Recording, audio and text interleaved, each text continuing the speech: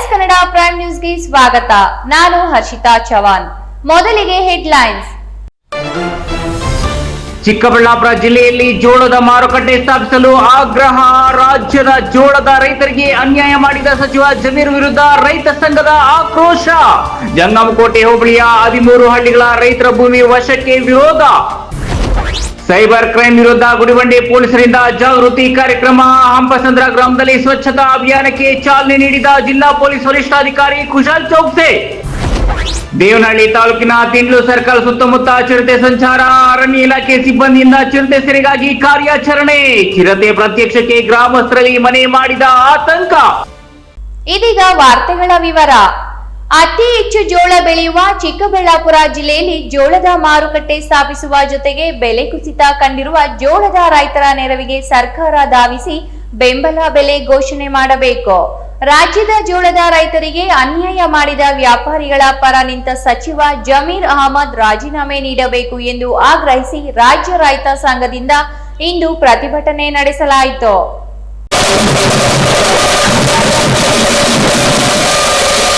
ಚಿಕ್ಕಬಳ್ಳಾಪುರ ಜಿಲ್ಲಾಡಳಿತ ಭವನದ ಮುಂದೆ ಜಮಾಯಿಸಿದ ರಾಜ್ಯ ರೈತ ಸಂಘದ ಕಾರ್ಯಕರ್ತರು ಜೋಳಕ್ಕೆ ಬೆಂಬಲ ಬೆಲೆ ನೀಡಬೇಕು ಮತ್ತು ಜಿಲ್ಲೆಯಲ್ಲಿ ಜೋಳದ ಮಾರುಕಟ್ಟೆ ಸ್ಥಾಪಿಸಬೇಕು ಅಂತ ಒತ್ತಾಯಿಸಿ ಘೋಷಣೆಗಳನ್ನು ನಂತರ ಪೆರೆಸಂದ್ರದ ಜೋಳದ ರೈತ ರಾಮಕೃಷ್ಣಪ್ಪ ಅವರಿಗೆ ಮೋಸ ಮಾಡಿರುವ ತೆಲಂಗಾಣದ ಜೋಳದ ವ್ಯಾಪಾರಿಗಳ ವಿರುದ್ಧ ಕಾನೂನು ಕ್ರಮ ಜರುಗಿಸದಂತೆ ಪೊಲೀಸರಿಗೆ ಸೂಚನೆ ನೀಡಿರುವ ಸಚಿವ ಜಮೀರ್ ಅಹಮದ್ ಅವರಿಂದ ಕೂಡಲೇ ರಾಜೀನಾಮೆ ಪಡಿಬೇಕು ಅಂತ ಪ್ರತಿಭಟನಾಕಾರರು ಆಗ್ರಹಿಸಿದರು. ಈ ವೇಳೆ ಮಾತನಾಡಿದ ರೈತ ಸಂಘದ ಭಕ್ತರಹಳ್ಳಿ ಬೈರೇಗೌಡ, ಚಿಕ್ಕಬಳ್ಳಾಪುರ ಜಿಲ್ಲೆಯಲ್ಲಿ ಸುಮಾರು 1.1 ಲಕ್ಷ ಎಕರೆ ಪ್ರದೇಶದಲ್ಲಿ ಮೆಕ್ಕೆಜೋಳ ಮತ್ತು ಪಾಪ್ಕಾರ್ನ್ ಜೋಳ ಬೆಳೆಯಲಾಗುತ್ತಿದೆ. ರಾಜ್ಯ ಹಾಗೂ ಕೇಂದ್ರ ಸರ್ಕಾರ ನಿಗದಿಪಡಿಸಿರುವ ಎಂಎಸ್ಪಿ ಬೆಲೆ 2,400 ರೂಪಾಯಿ ಇದ್ದು, ಜಿಲ್ಲೆಯಲ್ಲಿ ಜೋಳ ಖರೀದಿ ಕೇಂದ್ರ ಇಲ್ಲದ ಕಾರಣ ಸ್ಥಳೀಯ ಸಣ್ಣ ವ್ಯಾಪಾರಸ್ಥರು 1,600 ರಿಂದ 2,000 ರೂಪಾಯಿಗೆ ರೈತರಿಂದ ಖರೀದಿ ಮಾಡಿ ಹೊರ ರಾಜ್ಯಕ್ಕೆ ರಫ್ತು ಮಾಡುತ್ತಿದ್ದಾರೆ. ಆದರೆ ಇಲ್ಲಿನ ಪೆರೆಸಂದ್ರ ಮೂಲದ ವ್ಯಾಪಾರಿ ರಾಮಕೃಷ್ಣಪ್ಪ ಅವರಿಗೆ ಸುಮಾರು 1.81 ಕೋಟಿ ರೂಪಾಯಿ ಹೈದರಾಬಾದ್ ಮೂಲದ ದರೋಡೆಕೋರ ಜೋಳದ ವ್ಯಾಪಾರಿಗಳು ಮೋಸ ಎಸಗಿದ್ದಾರೆ ಅಂತ ಆರೋಪಿಸಿದರು. ಜೋಳದ ವ್ಯಾಪಾರಿ ಮುಸುಗಿನಲ್ಲಿರುವ ದರೋಡೆಕೋರ ನಾಸಿರ್ ಅಹಮದ್, ಸೈಯದ್ ಅಬ್ದುಲ್ ರಜಾಕ್ ಮತ್ತು ಸೈಯದ್ ಅಬ್ದುಲ್ ಅಕ್ಬರ್ ಪಾಷಾ ಅನ್ನೋರು ವಂಚನೆ ಮಾಡಿದ್ದು, ಇದರಿಂದ ರಾಮಕೃಷ್ಣಪ್ಪ ರೈತರಿಗೆ ನೀಡಬೇಕಾದ ಹಣ ಒದಗಿಸಲಾಗದೆ ಕುಟುಂಬ ಸಮೇತ ಆತ್ಮಹತ್ಯೆಗೆ ಶರಣಾಗಲು ಮುಂದಾಗಿದ್ದಾರೆ. ಯಾವುದೇ ವ್ಯಾಪಾರಿ ಜೋಳ ಖರೀದಿ ಮಾಡಲು ಮುಂದಾಗದಿರುವ ಕಾರಣ ರೈತರು ಬೆಳೆಯನ್ನು ಮಾರಾಟ ಮಾಡಲು ಮಾರುಕಟ್ಟೆ ಇಲ್ಲದೆ ಕಂಗಾಲಾಗಿದ್ದಾರೆ. ಹಾಗಾಗಿ ಜಿಲ್ಲಾಡಳಿತ ಮತ್ತು ರಾಜ್ಯ ಸರ್ಕಾರ ಸೂಕ್ತ ಮಾರುಕಟ್ಟೆ ವ್ಯವಸ್ಥೆ ಮಾಡಿ ರೈತರಿಗೆ ಆಗ್ತಿರುವ ವಂಚನೆ ತಡೆಯಬೇಕು. ರೈತರಿಗೆ ಹಾಗೂ ಪೆರೆಸಂದ್ರ ಮೂಲದ ವ್ಯಾಪಾರಿ ರಾಮಕೃಷ್ಣಪ್ಪ ಅವರಿಗಾಗಿರುವ ವಂಚನೆ ಹಣ ಕೊಡಿಸಲು ಜಿಲ್ಲಾಧಿಕಾರಿಗಳು ಹಾಗೂ ಪೊಲೀಸ್ ವರಿಷ್ಠಾಧಿಕಾರಿಗಳು ಕ್ರಮ ಜರುಗಿಸಬೇಕು ಅಂತ ಆಗ್ರಹಿಸಿದರು. ಅಲ್ಲದೆ ಜಂಗಮಕೋಟೆ ಹೋಬಳಿಯ 13 ಹಳ್ಳಿಗಳ ರೈತರು ಭೂಮಿಯನ್ನು ಕೈಗಾರಿಕೆಗಳಿಂದ ಮೊದಲ ಅಧಿಸೂಚನೆ 2,823 ಎಕರೆ ಭೂಮಿ ಕೈಬಿಡುವಂತೆ ಒತ್ತಾಯಿಸಿ ತಾಲೂಕು ಕಚೇರಿ, ಜಿಲ್ಲಾಧಿಕಾರಿ ಕಚೇರಿ ಹಾಗೂ ಬೆಂಗಳೂರಿನ ಫ್ರೀಡಂ ಪಾರ್ಕ್ನಲ್ಲಿ 6 ಬಾರಿ ಹೋರಾಟ ನಡೆಸಿದ್ದು, ಆದರೂ ಶಾಸಕರು, ಸಚಿವರು ಮತ್ತು ಕೆಐಎಡಿಬಿ ಅಧಿಕಾರಿಗಳು ಸೇರಿ ಕುದುರೆ ವ್ಯಾಪಾರದ ರೀತಿ ಸ್ವಲ್ಪ ಭೂಮಿ ಬಿಡ್ತೇವೆ, ಉಳಿದಿದ್ದನ್ನು ಖರೀದಿ ಮಾಡ್ತೇವೆ ಅಂತ ಬೇಜವಾಬ್ದಾರಿತನದಿಂದ ನಡೆದುಕೊಳ್ತಿದ್ದಾರೆ. ರಾಜ್ಯ ಸರ್ಕಾರದ ಈ ಕುದುರೆ ವ್ಯಾಪಾರಕ್ಕೆ ಕೊನೆ ಕಾಣದಿದ್ರೆ ರೈತರು ಕುಟುಂಬ ಸಮೇತ ವಿಧಾನಸೌಧದ ಒಳಗೆ ವಾಸ ಮಾಡ್ತೇವೆ ಅಂತ ಎಚ್ಚರಿಕೆ ನೀಡಿದರು. ಕಬ್ಬು ಬೆಳೆಗಾರರು ಮುಧೋಳ, ಬೆಳಗಾವಿ, ಹಾವೇರಿ, ಕಲಬುರಗಿ, ಅಫಜಲ್ಪುರ, ಜೇವರ್ಗಿ ಹೀಗೆ ಅನೇಕ ಭಾಗಗಳಲ್ಲಿ ಚಳವಳಿ ಮುಂದುವರೆದಿದೆ. ಸರ್ಕಾರ ನಾವು ರೈತರ ಪರ ಅಂತ ಹೇಳಿ ಮಾತಾಡ್ತಾರೆ. ಸಿದ್ದರಾಮಯ್ಯ ಬಂದಾಗಿನಿಂದ ಮುಖ್ಯಮಂತ್ರಿಗಳಾದ ಮೇಲೆ ಹೇಳಿ ರೈತರ ಪರ ಏನೇನು ತಾವು ಕಾರ್ಯಕ್ರಮಗಳನ್ನ ಮಾಡಿದಿರಿ ಅಂತ ಹೇಳಲಿಕ್ಕೆ ಸಾಧ್ಯ ಇದೆಯಾ? ಹೇಳ್ಬೇಕು. ಈಗ ಕಬ್ಬು ಬೆಳೆಗಾರರ ಬಗ್ಗೆ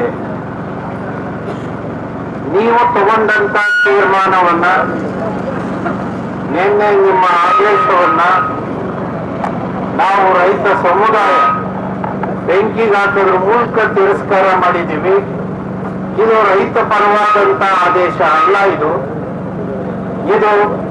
ಬರೀ ನೀವು ಕಾರ್ಖಾನೆಯವರ ಪರ ಮಾಡಿರ್ತಕ್ಕಂಥ ಆದೇಶ. ಆ ಕಾರಣಕ್ಕೆ ನಾವು ಇದನ್ನ ಒಪ್ಕೊಳ್ಳಿಕ್ಕೆ ಸಾಧ್ಯ ಇಲ್ಲ ಅಂತ ಹೇಳಿ ಅದನ್ನ ತಿರಸ್ಕಾರ ಮಾಡಿದ್ವಿ. ಮರಸನಹಳ್ಳಿ ನಾರಾಯಣಸ್ವಾಮಿ, ರಾಯಲ್ಸ್ ಕನ್ನಡ.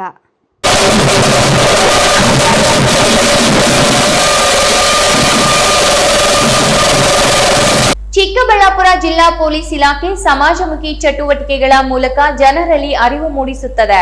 ಇದರ ಭಾಗವಾಗಿ ಗುಡಿಬಂಡೆ ವೃತ್ತದ ಗುಡಿಬಂಡೆ ಪೊಲೀಸ್ ಠಾಣೆಯಿಂದ ಇಂದು ಹಂಪಸಂದ್ರ ಗ್ರಾಮದಲ್ಲಿ ಸ್ವಚ್ಛತಾ ಆಂದೋಲನ ಹಾಗೂ ಗಿಡ ನೆಡುವ ಕಾರ್ಯಕ್ರಮ ಹಮ್ಮಿಕೊಳ್ಳಲಾಗಿತ್ತು. ಜಿಲ್ಲಾ ಪೊಲೀಸ್ ಇಲಾಖೆಯಿಂದ ಹಂಪಸಂದ್ರ ಗ್ರಾಮದಲ್ಲಿ ಹಮ್ಮಿಕೊಂಡಿದ್ದ ಸ್ವಚ್ಛತಾ ಕಾರ್ಯಕ್ರಮದ ನೇತೃತ್ವವನ್ನು ಜಿಲ್ಲಾ ಪೊಲೀಸ್ ವರಿಷ್ಠಾಧಿಕಾರಿ ಕುಶಾಲ್ ಚೌಕ್ಸೆ ವಹಿಸಿದರು. ಸರ್ಕಾರಿ ಪ್ರೌಢಶಾಲೆ ಆವರಣದಲ್ಲಿ ನಡೆದ ಈ ಕಾರ್ಯಕ್ರಮದಲ್ಲಿ ಪೊಲೀಸ್ ಅಧಿಕಾರಿಗಳು, ಸಿಬ್ಬಂದಿ, ಶಾಲಾ ಶಿಕ್ಷಕರು, ವಿದ್ಯಾರ್ಥಿಗಳು ಭಾಗವಹಿಸಿದರು. ಪೊಲೀಸರು ಜನಸ್ನೇಹಿಗಳಾಗಬೇಕು. ಕಳ್ಳರು, ರೌಡಿಗಳು ಮತ್ತು ತಪ್ಪು ಮಾಡುವವರು ಮಾತ್ರ ಪೊಲೀಸರನ್ನು ಕಂಡು ಭಯ ಪಡಬೇಕು. ಇತರರು ಪೊಲೀಸರೊಂದಿಗೆ ಸ್ನೇಹಪೂರ್ವಕವಾಗಿ ವರ್ತಿಸಬೇಕು ಎಂದರು. ಪ್ರಸ್ತುತ ಪ್ರತಿಯೊಬ್ಬರು ಮೊಬೈಲ್, ಇಂಟರ್ನೆಟ್, ಯೂಟ್ಯೂಬ್ ಮುಂತಾದ ಸಾಮಾಜಿಕ ಮಾಧ್ಯಮಗಳಲ್ಲಿ ಹೆಚ್ಚು ಸಮಯ ಕಳೆದಿದ್ದಾರೆ. ಅನೇಕರು ಅಜಾಗರೂಕತೆಯಿಂದ ಅಪರಿಚಿತರಿಂದ ಬಂದ ಕರೆಗಳು ಅಥವಾ ಸಂದೇಶಗಳಿಗೆ ಪ್ರತಿಕ್ರಿಯಿಸುತ್ತಾರೆ. ಕೆಲವರು ತಮಗೆ ಪೊಲೀಸ್ ಇಲಾಖೆಯಿಂದ ಕರೆ ಬರ್ತಿದೆ ಅಂತ ಹೇಳಿ ನಿಮ್ಮ ಬ್ಯಾಂಕ್ ಖಾತೆ ಅಥವಾ ಮೊಬೈಲ್ ನಂಬರ್ ಉಗ್ರಗಾಮಿಗಳೊಂದಿಗೆ ಸಂಪರ್ಕದಲ್ಲಿದೆ ಅಂತ ಸುಳ್ಳು ಹೇಳಿ ನಿಮ್ಮಿಂದ ಹಣ ವಂಚಿಸುತ್ತಾರೆ ಅಂತ ವಿವರಿಸಿದರು. ಸೈಬರ್ ಕ್ರೈಮ್ ಸಂಭವಿಸಿದರೆ ತಕ್ಷಣ 1930 ಸಂಖ್ಯೆಗೆ ಕರೆ ಮಾಡಿ ದೂರು ನೀಡಬಹುದು. ಪೊಲೀಸರು ನಿಮ್ಮ ಶತ್ರುಗಳಲ್ಲ. ನಿಮ್ಮ ಸಹಕಾರದಿಂದಲೇ ನಾವು ಶಾಂತಿ ಮತ್ತು ಸುರಕ್ಷತೆಯನ್ನು ಕಾಪಾಡಬಹುದು. ಗ್ರಾಮಸ್ಥರು ಪೊಲೀಸರ ಜೊತೆ ಕೈ ಜೋಡಿಸಿದ್ರೆ ಕಳ್ಳತನ, ದರೋಡೆ ಮತ್ತು ಇತರ ಅನೈತಿಕ ಚಟುವಟಿಕೆಗಳನ್ನು ಸುಲಭವಾಗಿ ತಡೆಯಬಹುದು. ನಮ್ಮ ಉದ್ದೇಶ ಜನರ ವಿಶ್ವಾಸ ಗೆಲ್ಲುವುದು, ಭಯ ಹುಟ್ಟಿಸೋದಲ್ಲ ಅಂತ ಹೇಳಿದ್ರು. ನಿಮ್ಗೆ ನೋಡಿ, ಈಗ ಮೊಬೈಲ್ ವಗೇರಾ ಕೋವಿಡ್ ಆದ್ಮೇಲೆ ಜಾಸ್ತಿ ಯೂಸ್ ಆಗ್ತಾ ಇದೆ, ಜಾಸ್ತಿ ಮತ್ತೆ ಇಂಟರ್ನೆಟ್ ಕೂಡ ಫ್ರೀ ಆಗಿದೆ. ಎಲ್ಲರೂ ಸ್ಮಾರ್ಟ್ ಫೋನ್ ಯೂಸ್ ಮಾಡ್ತಾ ಇದಾರೆ, ಯೂಟ್ಯೂಬ್ ವಗೇರಾ ವಿಡಿಯೋಸ್ ಜಾಸ್ತಿ ನೋಡ್ತಾ ಇದ್ದಾರೆ, ರೀಲ್ಸ್ ವಗೇರಾ ಜಾಸ್ತಿ ನೋಡ್ತಾ ಇದ್ದಾರೆ. ಇದರ ಕಾರಣ ಬಗ್ಗೆ ಒಂದು ನೆಗೆಟಿವ್ ಎಫೆಕ್ಟ್ ಕೂಡ ಆಗಿದೆ. ನೆಗೆಟಿವ್ ಎಫೆಕ್ಟ್ ಏನ್ ಸೈಬರ್ ಕ್ರೈಮ್ ಜಾಸ್ತಿ ಆಗ್ತಾ ಇದೆ, ಬೇರೆ ಬೇರೆ ತರದ್ದು ಕ್ರೈಮ್ಸ್ ಆಗ್ತಾ ಇದೆ. ಡಿಜಿಟಲ್ ಅರೆಸ್ಟ್ ಇದೆ. ಒಂದು ಡಿಜಿಟಲ್ ಅರೆಸ್ಟ್ ಅಲ್ಲಿ ಏನ್ ನಿಮ್ಗೆ ಯಾರು ಫೋನ್ ಮಾಡ್ತಾರೆ, ನೋಡಿ ನಿಮ್ ನಂಬರ್ ಇದು ಇಲ್ಲಿಗಲ್ ಆಕ್ಟಿವಿಟೀಸ್ಗೆ ಯೂಸ್ ಆಗ್ತಾ ಇದೆ, ನಿಮ್ ನಂಬರ್ ಇಂದ ಏನು ಟೆರರಿಸ್ಟ್ ಆಕ್ಟಿವಿಟಿ ಆಗಿದೆ, ಈ ಕಾರಣ ಬಗ್ಗೆ ನಿಮ್ ನಂಬರ್ ಬ್ಲಾಕ್ ಮಾಡ್ತೀನಿ, ನಿಮ್ಗೆ ಹೆದರ್ಸ್ತಾರೆ ಈ ತರ.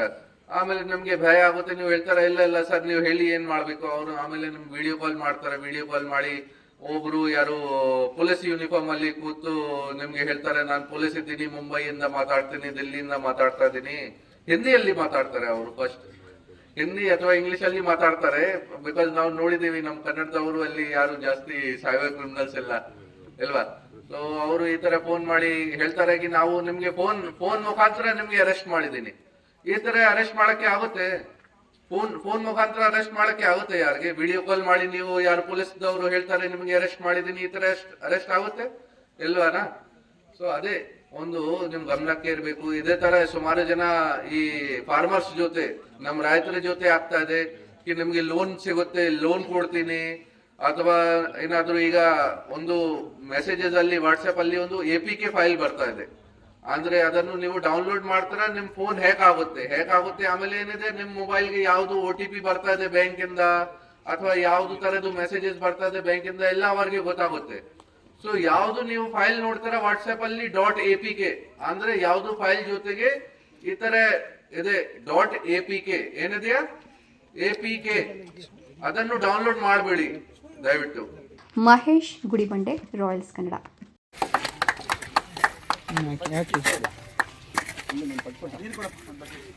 ದೇವನಹಳ್ಳಿ ತಾಲೂಕಿನ ತಿಂಡ್ಲು ಸರ್ಕಲ್ ಸುತ್ತಮುತ್ತ ಚಿರತೆ ಪ್ರತ್ಯಕ್ಷವಾಗಿದ್ದು ಸ್ಥಳೀಯರಲ್ಲಿ ಆತಂಕ ಮೂಡಿಸಿದೆ.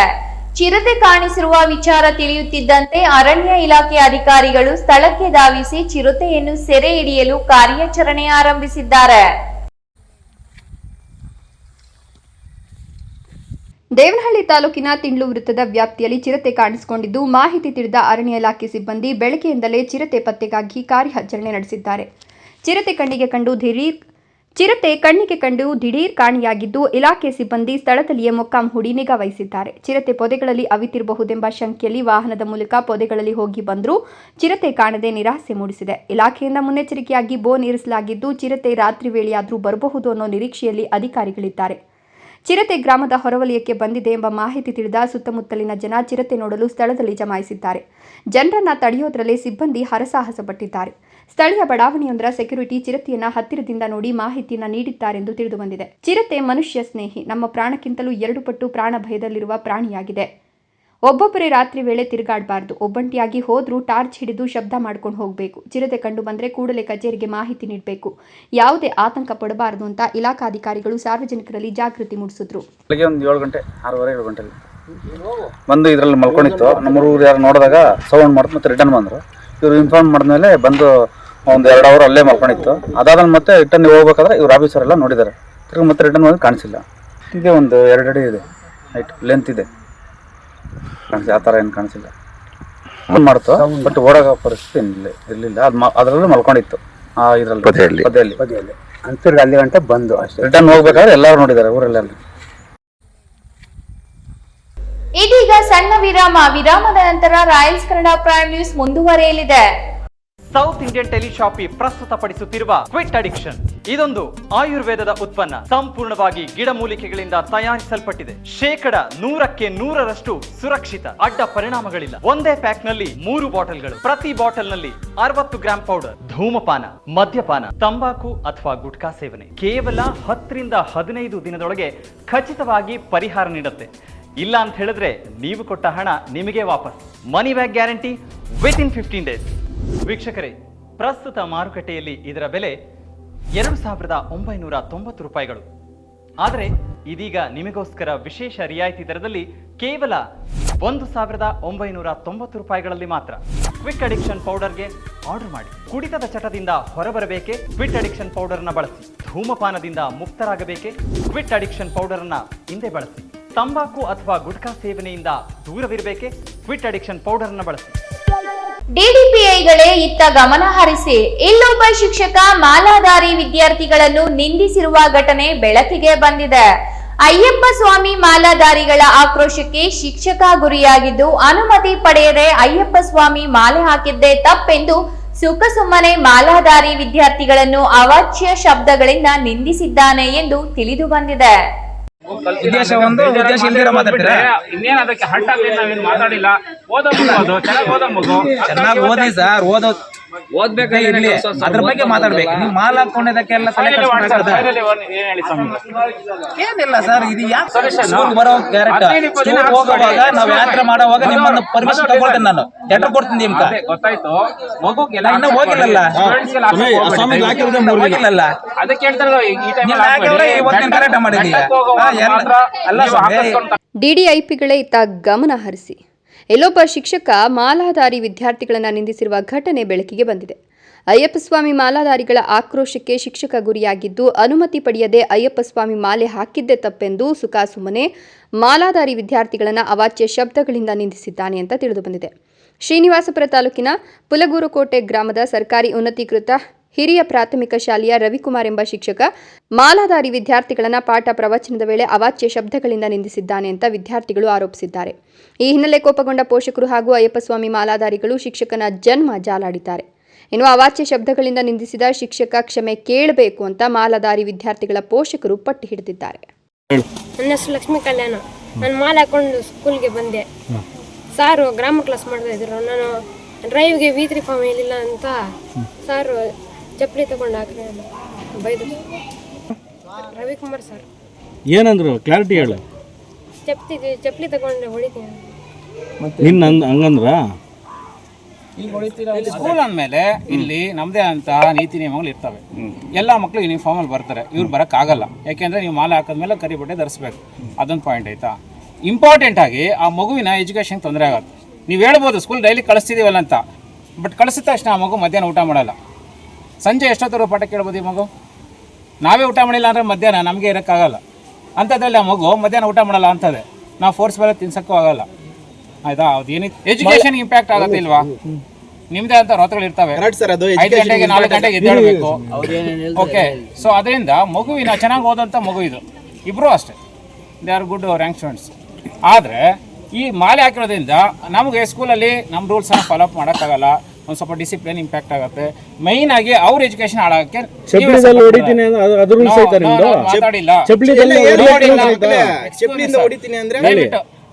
ನೀವೆಲ್ಲ ಹೇಳಿರೋದು ಈ ಮಕ್ಕಳು ಹೇಳ್ತಾ ಇದಾರಲ್ಲ. ಯಾಕೆ ಹೇಳ್ತೀವಿ ನಂಗೆ ಗೊತ್ತಿಲ್ಲ. ಮತ್ತೆ ಅವ್ರು ಫಸ್ಟ್ ಏನೋ ಅಂದಿಲ್ಲ ಅಂತ ಫಸ್ಟ್ ಏನೋ ಅಂದಿಲ್ಲ ಸರ್, ಆತರ ಅಂದಿಲ್ಲ ಹೇಳ್ತಿದ್ದಾನೆ. ನಾನು ಮಾಲೆ ಹಾಕಿದ್ದಕ್ಕೆ ವಿರೋಧ ಮಾಡಕ್ಕಿಲ್ಲ, ಆದ್ರೆ ಅವರು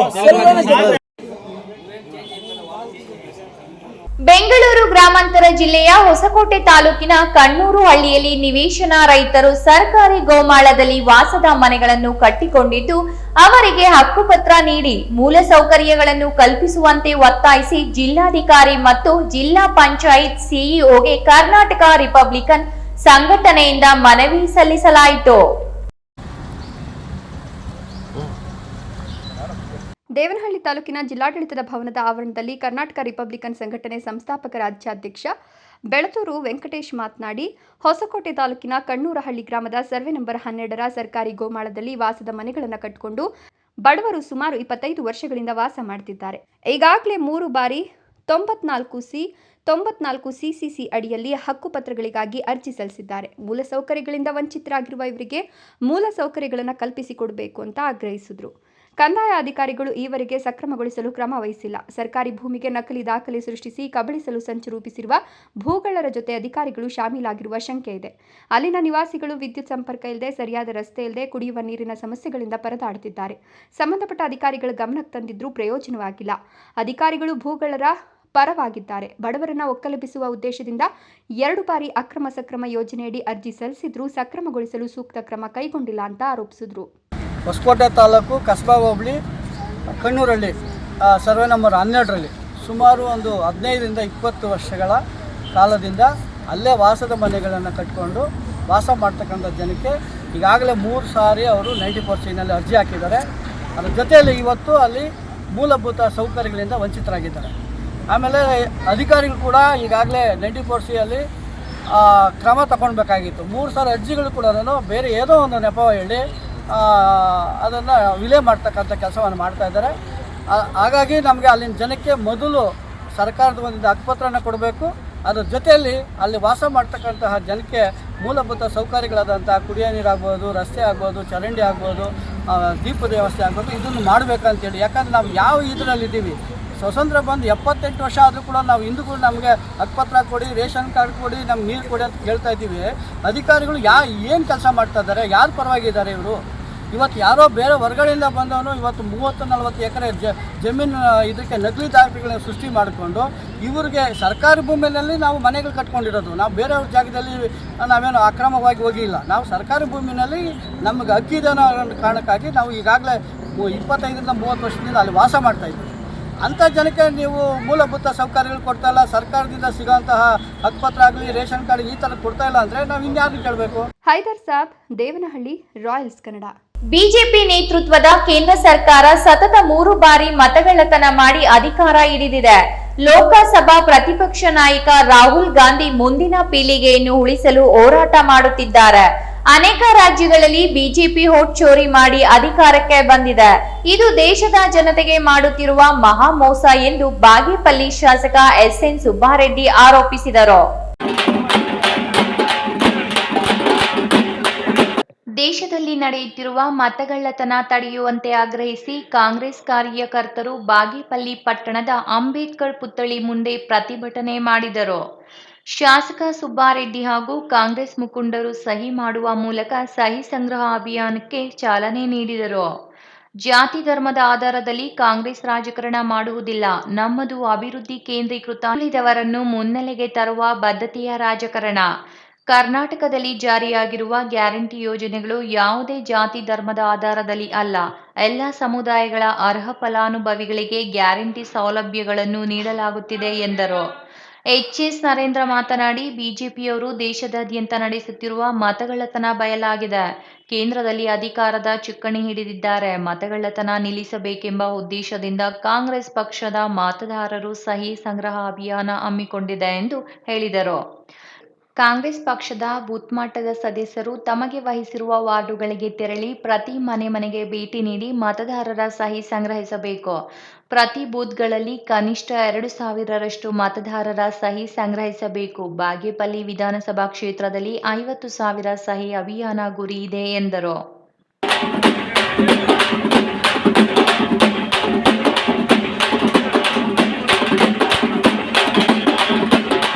ಕೊನೆಯದಾಗಿ ಮತ್ತೊಮ್ಮೆ ಮುಖ್ಯಾಂಶಗಳು. ಚಿಕ್ಕಬಳ್ಳಾಪುರ ಜಿಲ್ಲೆಯಲ್ಲಿ ಜೋಳದ ಮಾರುಕಟ್ಟೆ ಸ್ಥಾಪಿಸಲು ಆಗ್ರಹ. ರಾಜ್ಯದ ಜೋಳದ ರೈತರಿಗೆ ಅನ್ಯಾಯ ಮಾಡಿದ ಸಚಿವ ಜಮೀರ್ ವಿರುದ್ಧ ರೈತ ಸಂಘದ ಆಕ್ರೋಶ. ಜಂಗಮಕೋಟೆ ಹೋಬಳಿಯ 13 ಹಳ್ಳಿಗಳ ರೈತರ ಭೂಮಿ ವಶಕ್ಕೆ ವಿರೋಧ. ಸೈಬರ್ ಕ್ರೈಮ್ ವಿರುದ್ಧ ಗುಡಿಬಂಡೆ ಪೊಲೀಸರಿಂದ ಜಾಗೃತಿ ಕಾರ್ಯಕ್ರಮ.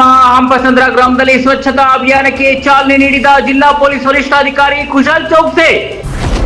ದೇವನಹಳ್ಳಿ ತಾಲೂಕಿನ ತಿಂಡ್ಲು ಸರ್ಕಲ್ ಸುತ್ತಮುತ್ತ ಚಿರತೆ ಸಂಚಾರ. ಅರಣ್ಯ ಇಲಾಖೆ ಸಿಬ್ಬಂದಿಯಿಂದ ಚಿರತೆ ಸೆರೆಗಾಗಿ ಕಾರ್ಯಾಚರಣೆ. ಚಿರತೆ ಪ್ರತ್ಯಕ್ಷಕ್ಕೆ ಗ್ರಾಮಸ್ಥರಲ್ಲಿ ಮನೆ ಮಾಡಿದ ಆತಂಕ. ವಾರ್ತೆಗಳು ಮುಕ್ತಾಯವಾಗಿದೆ. ನಮಸ್ಕಾರ. ಭರವಸೆಯ ಬೆಳಕು ರಾಯಲ್ಸ್ ಕನ್ನಡ ಟಿವಿ.